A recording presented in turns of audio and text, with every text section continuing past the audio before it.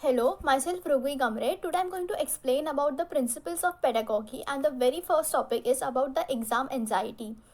So many scientists have observed that when a student is happy, he's sad, or he's crying, he fails in some part. So during that time, a student he actually learns deep and plenty. But on the other hand, if we talk about someone is afraid or someone has a fear inside him, so during that time, what happens is our brain can't actually function properly while learning, and it actually leads to failure. So there are two different parts of emotion, and the fear and a thing about afraiding, it's completely on the other side.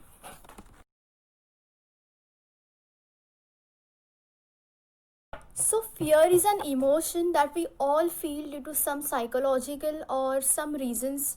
Actually, we can say about some physical reasons, and this is very common. And the response is divided into the three parts. The first one is freeze, it's fight or flight. So take an example. If you're walking and you just show up with some dangerous animal, and so what would be your response? It would be either of these three or all of these three, or step by step you will be afraid, you'll have the fear, then you will fight, you will try to fight, or you will go and run away. That it actually means by flight. So you will do all of these things, and these are natural. So this is all due to the evolution. Actually, this is the main thing. So when we panic, we are about to faint, or we feel tensed while exam, so it creates a tunnel vision. And due to this tunnel vision, what happens is the vision field it actually becomes smaller, and our learning abilities become less. So this leads to the failure in success. So when we panic, we are about to faint, or we feel tensed while exam, so it creates a tunnel vision. And due to this tunnel vision, what happens is the vision field it actually becomes smaller, and our learning abilities become less. So this leads to the failure in success. So next time if you get panicked or if you get fainted while on exam, so there is a thing you can do with. The first thing is you can slowly breathe and feel your small things in your body, just a kind of a meditation, and just count 1 to 10 and repeat this thing at least for 5 minutes until and unless you feel relaxed or you feel calm, and then you're ready to attempt a examination, and that time your brain will get relaxed and you will do your work more precisely. So next topic is about finding a new ways to learn science. So this was concluded in reference with the undergraduate students who were about to learn physics. So this subject is something which every student has a problem with if is graduating in science related to physics thing. So the first thing what we can do is we have to do it in a different ways, about teachers and about measuring the ways in how the teacher will conclude the thing. And the next would be find what works, find what and why, these two questions. And then the most revealing measures of learning is like looking at the decisions that scientists make, which are simple and relevant, and then decide what happens, and then decide what happens about the way which the scientists have concluded it. After this whole procedure, then you can give a student a task, like a whole classroom. You can give them a task, and then you can compare the results. There are measures of learning about the flexible and useful knowledge. So this varies and it differs from the course to course, but remember only the course which are considered in the science. So so most of the course exam they are primarily memorized, and they primarily memorize the procedures and the facts. If we compare the learning, so learnings are compared into the two ways. The first way is the conventional learning, and the second way is the scientific learning. So there is a lot of difference in both the things. The only common thing is about the instructor, but both of the instructions in both of these places work differently. So if we talk about the conventional learning, the practice going on is such a type, like a teacher or an instructor will teach you or tell you things, and the students will listen, just that's it. But if we talk about a scientific way of learning, so there what happens is your instructor coaches you. There is a coaching, and your students, the students do the practicing. So we can see the difference here. There is also work done by the students in the scientific way, but if we talk about the conventional way, so what the students do is only listen. So the third topic is learning with passion and enthusiasm. So when we expect something better to happen, so the brain releases the chemicals like dopamine and endorphin, and this hormones delights us, and the nerve connects the outside information or the outside world to the inside memory. So this is what we call as learning. But not everything which is fun makes us learn. For example, shopping, it is just for the few amount of time. Like a scientist discovered it that the pleasure is actually from the 12 actually till the 12 seconds. This is because the brain releases the neurotransmitters when it is something nice or something cheerful. But once the time has ended, so the dopamine rushes back and exchanges the hormone signals. So this is the temporary type of happiness. So if we take an example, if we learn a new language in a boring class at the age of 35, so however we have a little excitement left, and hence we learn next to nothing. So if you are able to learn something very constantly and in a very exciting way, so the chemicals in your brain are more likely to have the outlive, and the pleasure, it is actually related to the pleasure of drugs, or you can say, if we talk about the nice and positive way, so it is about the shopping. So it is just comparing those things to your the pleasure some people feel while taking drugs, or and some people experience it while shopping. So the next topic is about grades. So the grades is a combination of character traits such as self-control, passion, and perseverance. So many psychologists and educators and parents are now believing that it is more important for the success in life than the good grades at school or at the universities. Um and the passion is something which leads us to the career that we love. Once we love something, we try hard to succeed. And the most gifted minds can't even start if they lack their passion or their inspiration. So the last topic is about the early childhood education. So what a child experienced during his first years of his life has actually effect on his the later development which is going to take place in his brain. So the brain sets the foundation of our emotions, our language, our motor skills, our vision, and the memories. So the neural pathways within that area and the connection around that area grows very strong. And you can say at the age of 5, actually about 67% of the kids who were in the preschool had IQ level above 90. So this is all because of their combination of their character strength, about the grit which is very important, and this all things combined, and it just increase their level of success. Hello sir, my name is Aniket Badal Singh Rajput. I am from second group, subgroup first. As my friend Rugvi explained the first section of this part, I would like to introduce some terminologies and topic here that include the executive functions, the brain control central, the Johann Davin's experimental education theory, and another topic is you think you are smart. That is they include the 9 types of intelligence, and fourth is attachment theory, and fifth is Piaget's theory of cognitive development and learning organization, and then Bloom's taxonomy, structuring and the learning journey. So we conduct the first section here. It includes the executive functions, the brain control and center. It consists of work memory, habitary control, cognitive flexibility. We have to manage all the information minute by minute task without any disaster. Here we remind our new experiment. If we visit some place somewhere, and if we saw anything, we just remind about that thing, which color it has, which size it has, where it place is located. So it is included in the memory. And working memory, there are some types of memory: working memory, study memory, and traveling memory.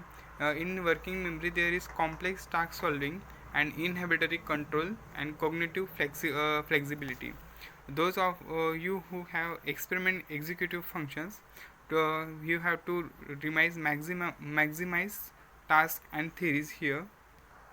And the second one is traditional versus progressive experiment. As a John Dalton theory, he distinguished two types here between the traditional and progressiveness experiment. It flexible enough to permit free play for individuality of experiments, and it perform enough to give directions toward continuous development. It likes to flow in the education should derive its material from present experiment and should enable the learners to cope with the problems and to the present and futures. He tries to explain people the importance of knowledge for their children and their futures. He says that we must follow our traditional things, but we don't believe in that with the black eyes. We just means with the closed eyes. We have to think about that. We have to clarify it. We have to discriminate about, and we must have to study for our present and future. So next term here is you think you are smart. There are 9 theories about the intelligence thing. It includes the visual, spatial, natural, aesthetic, logical, interpersonal, verbal, lingual, exertional, bodily, and next is verbal, lingual, existence, and bodily kinetics and music. Uh, it explains lots of things. I explain each and every terminology here. Visual, spatial. When we are in the childhood, we experience lots of things, and we imaginary what they are. Sometimes maybe they are scary, maybe they are enjoyful, joyful, or maybe they are sweets. There are the visual aspects around our body and our mind, and nature is a second is naturalistic. Some peoples are loves to nature. They create new thing, new experiment to save the nature life, nature mother, and this is the one of the best way to protect ourselves and our environment also. And third type is logical mathematician. Some peoples are brilliant for their power of memories, and they count all the in every section, and they solve problem by just counting. For example, if we have to build a building, if we have to build any construction, so those person they are mathematician. They explain how many times, how many concrete, how many material we have to done for this, we have to take for this. So it save our time, our money here. So it also beneficial for the community. Interpersonal type, they are not they are not these type of people, they are not mix up with anyone.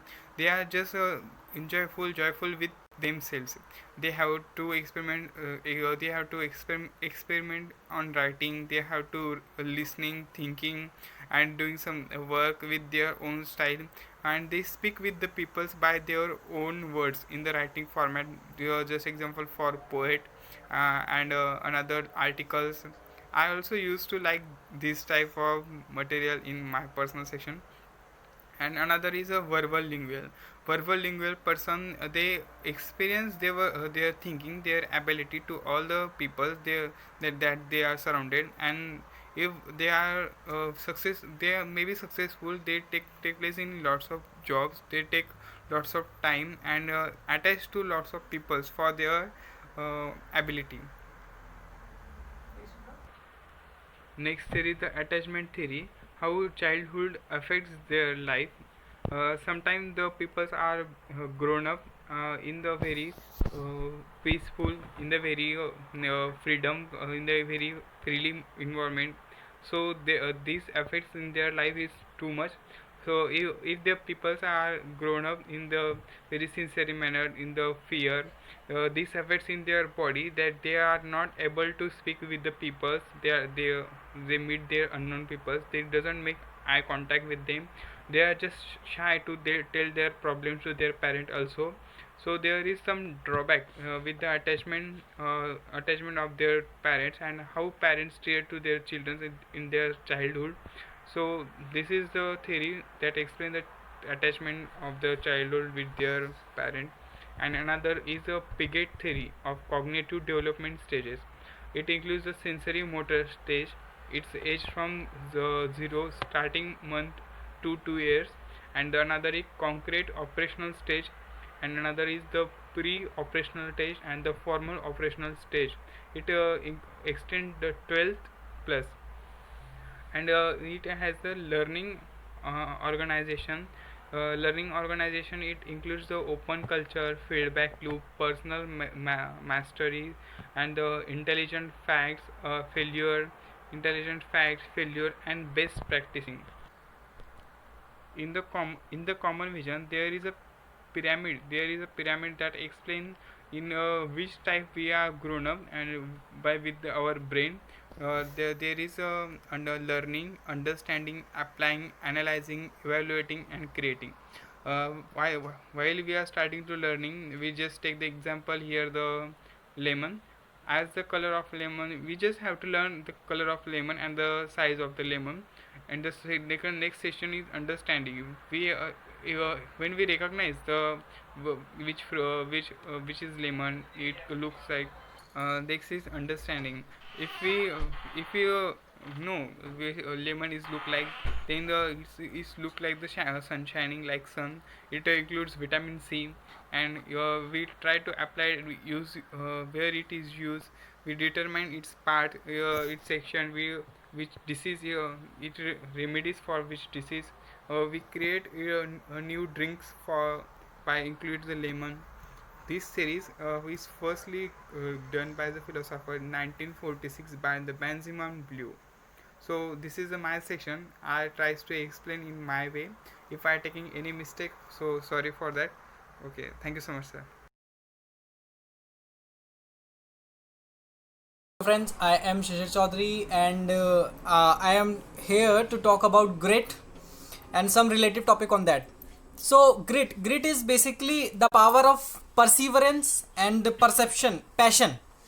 It's basically what we need in our current education system. What is the main thing that which is required in our education system right now. It's not the understanding or the learning process. It's the motivational learning or motivational perception about psychological perceptions. This is the thing which we required right now in our education system. So what is grit is like some passion or say perseverance. Grit is like passion and perseverance dedicated for a long term goal. Like grit is like a marathon. Grit is like a marathon person is running for a whole long term goal. It's like sticking to the future plan and working hard to make it to come true. This is known as grit. And how we can develop grit in our kids or in our students, it's nothing like that in a particular fixed process or fixed definition or fixed pattern for that. It's like just getting your best idea and work on that. It's like setting a growth mindset of your kid to work on that. So when you set this kind of pattern in your kid now, like failure is not an option or not an opinion for them, it's just like a phase for them. So they will develop more on the basis of grit. And grit is like developing your own power, and it should be like circle or center for each and every teacher or say parents to teach your kid in a grid form. And but firstly you have to create this on your own life too. Coming to the next part of mine is Carl's Jung theory of extrovert, introvert, and ambivert. So what is extrovert? Extrovert is someone who keeps on talking with everybody and exchanging its mind thought and expressing his thoughts to everybody, whosoever is in front of him. And what is introvert? Introvert is someone who is having his all mind thoughts in his mind, and nothing, he just don't even share a single thing with anybody else. He just don't feel comfortable in front of anybody else.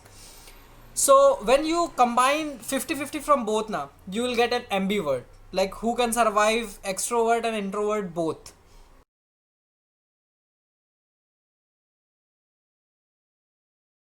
You know what's best about extrovert? The extroverts one are the quick replier.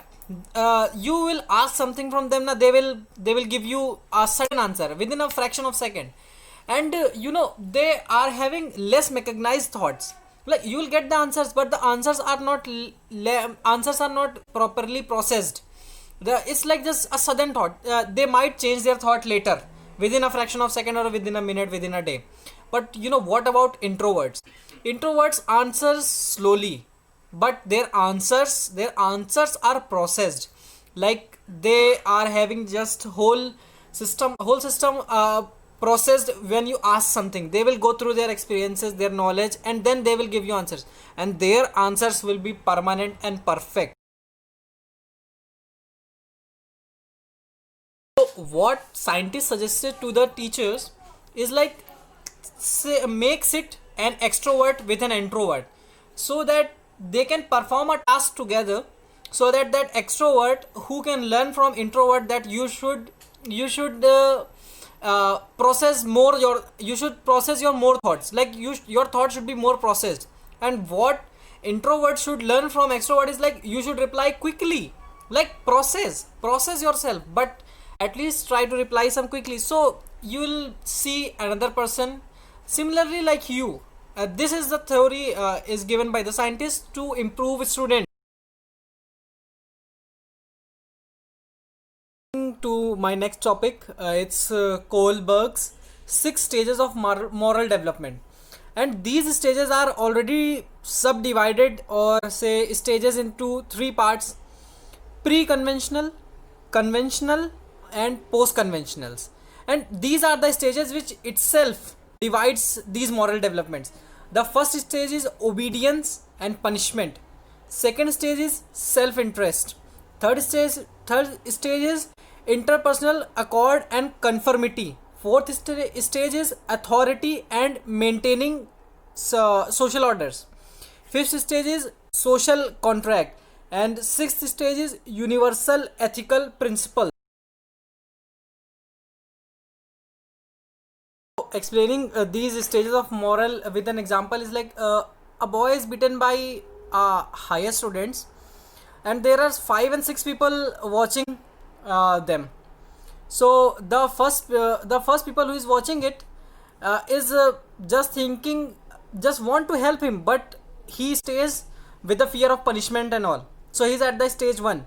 And the second person who comes to help, by thinking it's like he will be in the same situation, is at the stage of second. And the third person who just want to help, but he just stops because what people think about him, is at the stage 3. And again then on the fourth stage is a teacher came and stop everybody, or a policeman came and stop everybody. He is at stage 5, maintaining the law and order. Then, and a person is standing far observing them, is at the stage number 6. Like a, a professor came into the portion and just asked everybody to just understand each and every person's perspective. And that professor, that headmaster, is at the level 6, like he is following the universal ethical law. So these are the basic steps which are given by the Kohlberg's 6 development stages of Coming to the last part is growth mindset versus fixed mindset. What is growth mindset? Growth mindset is like accepting each and every challenges. And what is fixed mindset is like avoiding the problems. And growth mindset consider the problem is a new opportunity, like they are open to each and every challenge, they are accepting each and every problem in their life as a challenge. And this perspective develops a open mindset. Okay. And what is fixed mindset is like they avoiding the problem each and every time, and they just take the easiest path in their life. they just don't want any trouble. They just keep on thinking like, if I'll fail, what people will think. These kind of people are like fixed mind. What open mindset people thinks now, like they can develop any kind of characteristics or any kind of ability by practicing. They can just learn or develop or train their mind by practicing anything. And what fixed mindset people thinks, like they can't develop anything new. You had or you are born with each and everything in yourself. So basically, you know what parents should do is like they should encourage their children to things when they want to learn something new, or just they are involved in some new activity. Parents should motivate their children, and it applies on teacher too. Like whether a student got A or whether a student got C, our teacher should embrace both. Open mindset is basically like you are developing yourself, you are developing your own self by giving feedback to others or getting feedback from others. Like, you know, if you are helping somebody else to develop, they are automatically developing you too, because you are developing your surrounding. So if you uplift other, you will be uplifted by your own self. And you know, failing is a part of learning. If you fail, then you will came to know about how you will get success or how to avoid failure.